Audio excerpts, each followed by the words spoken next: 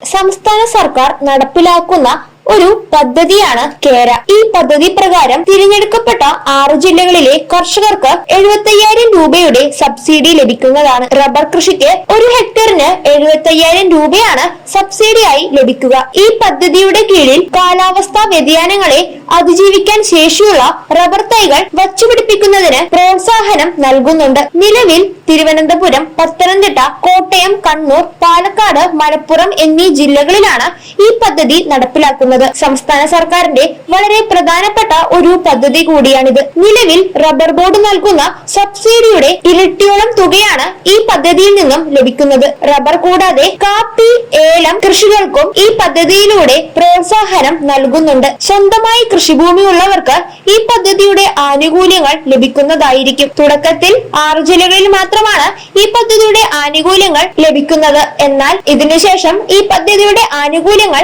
സംസ്ഥാനത്ത് മുഴുവൻ ലഭിക്കുന്നതുമായിരിക്കും. ഈ പദ്ധതിയുടെ ആനുകൂല്യങ്ങൾ കർഷകർക്ക് ബാങ്ക് അക്കൗണ്ടുകളിലേക്ക് നേരിട്ട് തന്നെയായിരിക്കും ലഭിക്കുന്നതും. കാപ്പി കൃഷി ചെയ്യുന്ന കർഷകർക്ക് ഹെക്ടറിന് 1 ലക്ഷം രൂപ വരെ സബ്സിഡി ലഭിക്കുന്നതായിരിക്കും. ഏലം കൃഷിയാണെങ്കിൽ 1.25 ലക്ഷം രൂപ വരെ സബ്സിഡി ലഭിക്കുന്നതുമാണ്. എന്നാൽ ഈ പദ്ധതിയെ കുറിച്ചുള്ള കൂടുതൽ വിശദാംശങ്ങൾ കൃത്യമായി തന്നെ മനസ്സിലാക്കാനുമുണ്ട്. കേന്ദ്ര സംസ്ഥാന സർക്കാരിന്റെ ആനുകൂല്യങ്ങൾ കൃത്യമായി ലഭിക്കുന്നതിന് കർഷക രജിസ്ട്രിയിൽ പേര് ചേർക്കണമെന്നുള്ള നിർദ്ദേശമുണ്ടായിരുന്നു. ഡിജിറ്റൽ സേവനങ്ങൾ കർഷകർക്ക് കാര്യക്ഷമമായി എത്തുന്നതിന് വേണ്ടിയാണ് ഈ പദ്ധതി നടപ്പിലാക്കിയിട്ടുള്ളത്. അതിനാൽ കൃഷിഭൂമിയുള്ള എല്ലാ കർഷകരും PM കിസാന്റെ ആനുകൂല്യം കിട്ടുന്ന കർഷകരും കർഷക രജിസ്ട്രിയിൽ പേര് ചേർക്കേണ്ടതാണ്. ഇതുപോലെയുള്ള ആനുകൂല്യങ്ങൾ ലഭിക്കുന്നതിന് കർഷക രജിസ്ട്രിയിൽ പേര് ചേർക്കേണ്ടത് പ്രധാനപ്പെട്ട ഒന്ന് തന്നെയാണ്. നേരത്തെ ഇത് കൃഷിഭവൻ വഴി മാത്രമായിരുന്നു നടപ്പിലാക്കിക്കൊണ്ടിരുന്നത്.